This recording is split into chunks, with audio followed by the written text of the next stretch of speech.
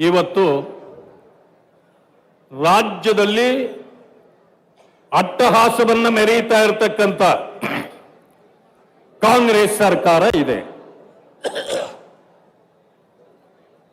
ಅನೇಕ ವಿಚಾರಗಳಲ್ಲಿ ಕಾಂಗ್ರೆಸ್ ಪಕ್ಷ ಇವತ್ತು ದುಂಡಾವರ್ತಿಯನ್ನ ಮಾಡ್ತಾ ಇದೆ. ಸುಳ್ಳುಗಳನ್ನು ಹೇಳಿ ಜನರನ್ನು ವಂಚನೆ ಮಾಡಿ ಅಧಿಕಾರಕ್ಕೆ ಬಂದಿರತಕ್ಕಂತ ಈ ಸರ್ಕಾರ ಇವತ್ತು ಗೂಂಡಾಗಿರಿ, ಕೊಲೆ, ಸುಲಿಗೆ, ದರೋಡೆ, ಅತ್ಯಾಚಾರ, ಕೊಲೆಗಳು ಹೀಗೆ ಅನೇಕ ರೀತಿಯ ಒಂದು ಅಟ್ಟಹಾಸವನ್ನ ಈ ಕಾಂಗ್ರೆಸ್ ಸರ್ಕಾರ ಮಾಡ್ತಾ ಇದೆ.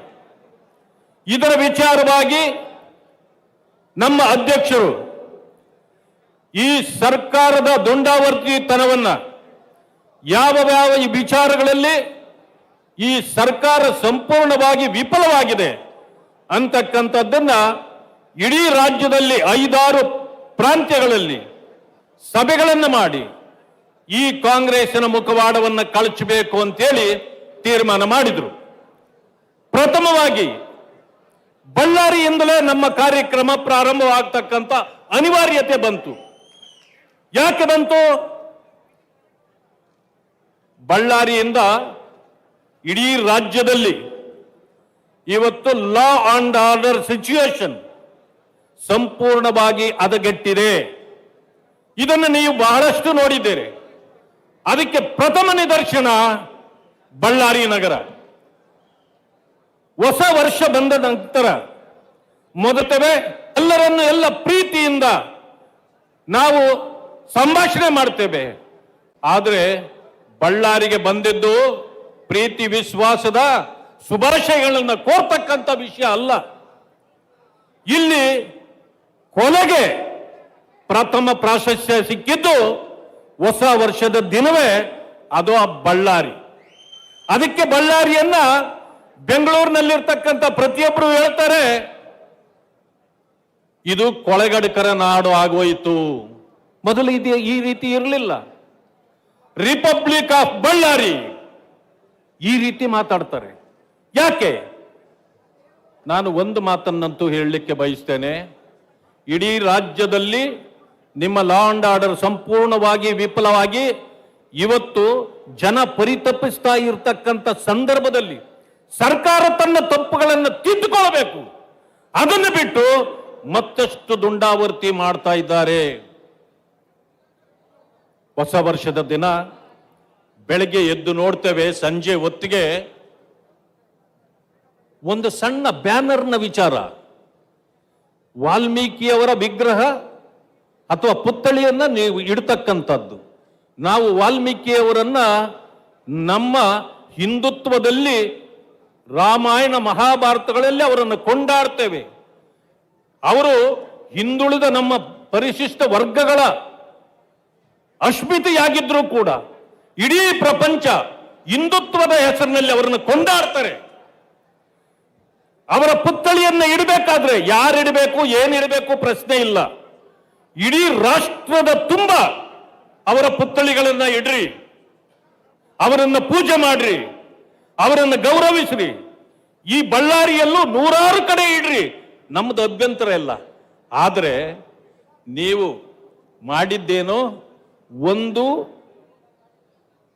ಜನಾರ್ದನ್ ರೆಡ್ಡಿಯವರ ವಿರುದ್ಧವಾಗಿ ನೀವು ಅವರನ್ನ ಟಾರ್ಗೆಟ್ ಮಾಡಿ ಅವರನ್ನು ಕೊಲೆ ಮಾಡಬೇಕು ಅಂತಲೇ ಆವತ್ತಿನ ದಿವಸ ಬ್ಯಾನರ್ ಅನ್ನು ತಂದಲ್ಲಿ ಹಾಕಿದ್ದು. ಅದಾದ ನಂತರ ಆಗಿದ್ದೇನು? ಪೊಲೀಸ್ ಅಧಿಕಾರಿಗಳು ಬ್ಯಾನರ್ ಅನ್ನ ತೆಗೆದಿದ್ದು ಕಂಪ್ಲೇಂಟ್ ಕೊಟ್ಟ ಮೇಲೆ ಕೊಟ್ಟಿದ್ದಕ್ಕೆ ನೀವೇನು ಮಾಡಿದ್ದು?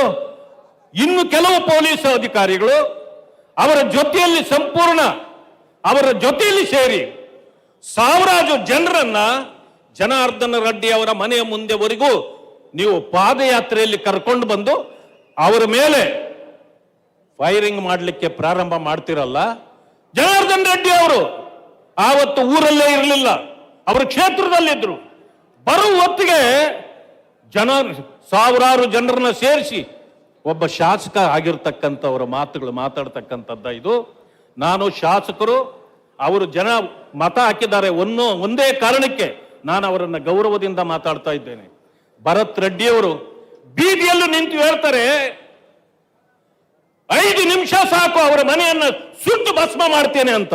ಎಂತ ಭಸ್ಮಾಸ್ಪುರನಿಗೆ ಜನ್ಮ ಕೊಟ್ರಪ್ಪ ಈ ಬಳ್ಳಾರಿಯಲ್ಲಿ. ಭಸ್ಮಾಸ್ಪುರನಿಗೆ ಜನ್ಮ ಕೊಟ್ರಿ ನೀವು. ಇವತ್ತಲ್ಲ ನಾಳೆ ಜನಾರ್ದನ್ ರೆಡ್ಡಿಯನ್ನು ಮುಗಿಸ್ಬಿಡ್ತೇನೆ ಅಂತ ಹೇಳ್ತೀರಿ. ಏನು ಅಷ್ಟು ತಾಕತ್ತಿದ್ಯಪ್ಪ ನಿನಗೆ? ನಾವು ನೋಡ್ತೇವೆ. ನಾವು ಯಾವುದಕ್ಕೂ ಎದುರಂತ ಮಕ್ಕಳಲ್ಲ. ನಾವು ಇಳಿತೇವೆ, ಆದ್ರೆ ನಿಮ್ಮಂತ ದುಂಡಾವರ್ತಿ ಮಾಡೋದಿಲ್ಲ. ಬಾಬಾ ಇವತ್ತಿಂತ ಪರಿಸ್ಥಿತಿ ಬಂದಿದೆ ಅಂತ ನಿಮಗೂ ಕೂಡ ಪಾಠ ಇದು. ನಿಮಗೂ ಕೂಡ ಪಾಠ ಇದು. ನಿಮ್ಮ ಕೋಪದ ಕೂಸು, ನಿಮ್ಮ ಪಾಪದ ಕೂಸು ಇವತ್ತು ನಿಮ್ಮ ಮೇಲೆ ಅಗಿತನವನ್ನ ಸಾಧಿಸ್ತಾ ಇದೆ. ಅದರಿಂದ ಕೋಪದಿಂದ ಯಾವುದನ್ನು ಸಾಧಿಸ್ಲಿಕ್ಕಾಗೋದಿಲ್ಲ. ನಿಮ್ಮ ಕೋಪವನ್ನು ಬಿಡ್ರಿ. ಶ್ರೀರಾಮುಲು, ಸೋಮಶೇಖರ್ ರೆಡ್ಡಿ, ರಾಜಶೇಖರ್ ರೆಡ್ಡಿ, ಜನಾರ್ದನ್ ರೆಡ್ಡಿ ಇವೆಲ್ಲರೂ ಸೇರಿ ಬಂಗಾರು ಹನುಮಂತು ಈ ಜಿಲ್ಲೆಯಲ್ಲಿರ್ತಕ್ಕಂಥ ನಾಯಕರುಗಳು ನೀವು. ಈ ರಾಜ್ಯಕ್ಕೆ ನಿಮ್ಮ ವಾಯ್ಸ್ ಬರಬೇಕು. ಇಲ್ಲಿ ಎಲ್ಲ ಬಿಜೆಪಿ ಮಯವಾಗಿತ್ತು. ನೀವು ಮಾಡಿದ ಈ ಸಣ್ಣ ತಪ್ಪಿನಿಂದಾಗಿ ಇವತ್ತು ಕಾಂಗ್ರೆಸ್ಸಿನ ಪಾಪದ ಕೂಸುಗಳು ಹುಟ್ಟುಕೊಂಡಿವೆ. ಆ ಪಾಪದ ಕೂಸುಗಳನ್ನ ಓಡಿಸ್ಬೇಕು ನಾವು. ಕಾಂಗ್ರೆಸ್ ಸರ್ಕಾರ ಇವತ್ತು ಏನು ಮಾಡ್ತಾ ಇದೆ? ಯಾರನ್ನ ಅರೆಸ್ಟ್ ಮಾಡಬೇಕಾಗಿತ್ತು? ಭರತ್ ರೆಡ್ಡಿ ಅವರನ್ನ ಅರೆಸ್ಟ್ ಮಾಡಿದ್ರ? ಸತೀಶ್ ರೆಡ್ಡಿ ಅವರನ್ನ ಅರೆಸ್ಟ್ ಮಾಡಿದ್ರ? ಎಂತ ಹಟ್ಟಹಾಸ ಬರೀತಾ ಇದ್ದಾರೆ ಅವರು ಬರ್ತಾರೆ ಬೀದಿಯಲ್ಲಿ ನಿಂತ್ಕೊಂಡು ಸರ್ಕಾರ ಇದೆ ಅನ್ನೋ ಕಾರಣಕ್ಕೆ. ಸಮಯ ಆಗೋಯ್ತಾ? Thank you. ಬೀದಿಯಲ್ಲಿ ನಿಂತ್ಕೊಂಡು ಇವತ್ತು ನಿಮಗೆ ಧಮಕಿ ಹಾಕ್ತಾ ಇದ್ದಾರೆ. ಇದು ಮೊದಲ ಅರ್ಥ ಆಗಿದ್ದು ಮುಖ್ಯಮಂತ್ರಿಗಳಿಗೆ ಇಲ್ಲಿನ ಸಚಿವರು ನೋಡಿ ರೆಡ್ಡಿ ಮಾತಾಡ್ತಾರೆ, ಒಂದು ಮಾತಾಡಿ ಮಾತಾಡಲ್ಲ ಹೋಗಯ್ಯ, ಅವನಿಗೆ ಬುದ್ಧಿ ಹೇಳ್ರಿ ಅಂತಾರೆ. ಅಂದ್ರೆ ಅರ್ಥ ಏನು? ಮುಖ್ಯಮಂತ್ರಿಗಳಿಗೆ ನಿಜವಾಗಿಯೂ ಅರ್ಥ ಆಯ್ತು ಇಲ್ಲಿ ಅವರು ತಪ್ಪು ಮಾಡಿದ್ದಾರೆ ಅಂತ. ಅದಾದ ನಂತರ ನೀವು ಮಾಡಿದ ನಾಟಕಗಳು ಎಲ್ಲ ಜನರಿಗೆ ಗೊತ್ತಾಗಿದೆ. ಇವತ್ತಿನ ದಿವಸ ನಾವು ಸುಮ್ಮನೆ ಕೂತ್ಕೊಳ್ತಕ್ಕಂಥವರಲ್ಲ. ಇಡೀ ಸರ್ಕಾರವೇ ಈಗ ಅವರ ಪರವಾಗಿ ನಿಂತಿದೆ. ಗುಂಡು ನಿಮ್ಮದು, ಗನ್ ಮ್ಯಾನ್ ನಿಮ್ಮದು, ಗನ್ನು ನಿಮ್ಮದು. ರಾಜಶೇಖರ್ ರೆಡ್ಡಿ ಅಲ್ಲ, ಸೋಮಶೇಖರ್ ರೆಡ್ಡಿ ಅಂತ ಕಾಣುತ್ತೆ. ರಾಜಶೇಖರ್ ರೆಡ್ಡಿ ಪಾಪ ಅವ್ರ ಮನೆಗೆ ಹೋಗಿದ್ದೆ ಇವಾಗ ನಾನು. ಶೀಟಿನ ಮನೆ, ಅತಿ ಬಡವರು. ಅರೆ ಬಡವರನ್ನ ಈ ರೀತಿ ನೀವು ಸಾಯಿಸಿ, ಅದೇನೋ ಹಳ್ಳಿ ಕಡೆ ಗಾದೆ ಹೇಳ್ತಾರಲ್ಲ, ಬಡವರನ್ನ ಬಾವಿಗೆ ತಳ್ಳಿ ಆಳ್ಯ ನೋಡಿದ್ರು ಅಂತ. ನೀವೆಂತ ಕೆಲಸ ಮಾಡಿದ್ದು? ಬಡವರನ್ನ ಇವತ್ತು ಬೀದಿಯಲ್ಲಿ ನಿಲ್ಲಿಸಿ ನಿಮ್ಮ ಗುಂಡಿನಿಂದ ಕೊಂದು FIR ಯಾರ ಮೇಲೆ ಅಂದ್ರೆ ನಮ್ಮ ಬಿಜೆಪಿ ನಾಯಕರ ಮೇಲೆನಾ? ಇದು ಸಂಸ್ಕೃತಿನ ನಿಮ್ಮದು? ಅಲ್ಲಿ ನೋಡಿ, ಶಿಡ್ಲಘಟ್ಟದಲ್ಲಿ ಒಂದು ಹೆಣ್ಣು ಮಗಳು KS ಆಫೀಸರು, ಅವರ ಮೇಲೆ ದುಂಡಾವರ್ತಿ ಮಾಡಿ ಅಲ್ಲಿ ಶಾಸಕ ಸ್ಥಾನಕ್ಕೆ ನಿಂತಿದ್ದ ಒಬ್ಬ ವ್ಯಕ್ತಿ ಚಪ್ಪಲಿಯಲ್ಲಿ ಹೊಡೆಸ್ತೇನೆ ಏನೆಲ್ಲ ಮಾತಾಡಿದ್ದಾರೆ. ಮಾತಾಡಿ ಆದ್ಮೇಲೆ ಈಗೆಲ್ಲರೂ ಕೇಸ್ ಹಾಕಿದ್ದಾರೆ ಅವ್ರ ಮೇಲೆ. ಪ್ರೆಸ್ದವ್ರಿಗೆ ಸಿಗ್ತಾರೆ, ಪ್ರೆಸ್ದವ್ರಿಗೆ ಹೇಳ್ತಾರೆ ನಂದು ತಪ್ಪಾಯ್ತು, ನಾನು ಹಿಂಗ್ ಮಾಡಿದ್ದು ತಪ್ಪಾಯ್ತು ಅಂತ. ಕೇಸ್ ಆದ್ಮೇಲೆ ಇದ್ದಕ್ಕಿದ್ದಂಗೆ ನಾಪತ್ತೆ. ಎಲ್ಲೋಗಿದ್ದಾರೆ ಅಂತ ಹುಡುಕ್ತಾ ಇದ್ದೀರಾ? ಎಲ್ಲೂ ಹೋಗಿಲ್ಲ.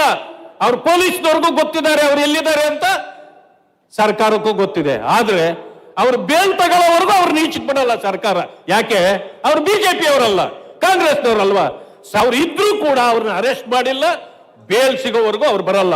ಆ ರೀತಿ ಇವತ್ತೇ ಇರ್ತಕ್ಕಂಥ ಸರ್ಕಾರ ದುಂಡಾವರ್ತಿ ಸರ್ಕಾರ ವಿರಮಿಸೋದಿಲ್ಲ. ದಯವಿಟ್ಟು ತಾವು ಅರ್ಥ ಮಾಡ್ಕೊಳ್ಳಿ. ಕೇವಲ 2 ವರ್ಷಗಳು ಮಾತ್ರ ಉಳಿದಿದೆ ಕಾಂಗ್ರೆಸ್ ಮನೆಗೆ ಹೋಗ್ಲಿಕ್ಕೆ, ಬಿಜೆಪಿ ವಿಧಾನಸೌಧಕ್ಕೆ 3ನೇ ಮಾಡಿಗೆ ಹೋಗ್ಲಿಕ್ಕೆ. ದಯವಿಟ್ಟು ಎಲ್ಲ ಅರ್ಥ ಮಾಡ್ಕೊಳ್ಳಿ. ರಾಜ್ಯದಲ್ಲಿ ಮತ್ತೊಮ್ಮೆ ಬಿಜೆಪಿ ಸರ್ಕಾರ ಬರುತ್ತೆ. ನಾವೆಲ್ಲರೂ ಕೂಡ ಇಂಥ ದುಂಡಾವರ್ತಿಗೆ ಕೊನೆಯ ಅಂತ್ಯದ ಮಳೆ ಹೊಡೆದು ಇವರನ್ನೆಲ್ಲ ಮನೆಗೆ ಕಳಿಸೋಣ ಅಂತಕ್ಕಂಥ ಮಾತನ್ನ ಹೇಳಿ ಅವಕಾಶ ಕೊಟ್ಟಿದ್ದಕ್ಕೆ ಎಲ್ಲರಿಗೂ ವಂದಿಸಿ ನನ್ನ ಮಾತುಗಳನ್ನು ಮುಕ್ತಾಯ ಮಾಡ್ತೇನೆ. ನಮಸ್ಕಾರ. ಸನ್ಮಾನ್ಯ ಚಲುವಾದಿ ನಾರಾಯಣ ಸ್ವಾಮಿ ಅಣ್ಣವರಿಗೆ ಧನ್ಯವಾದಗಳು. ಈಗ ನಮ್ಮೆಲ್ಲರನ್ನ ಉದ್ದೇಶಿಸಿ ನಮ್ಮ ರಾಜ್ಯದ ಸಹ ಉಸ್ತುವಾರಿ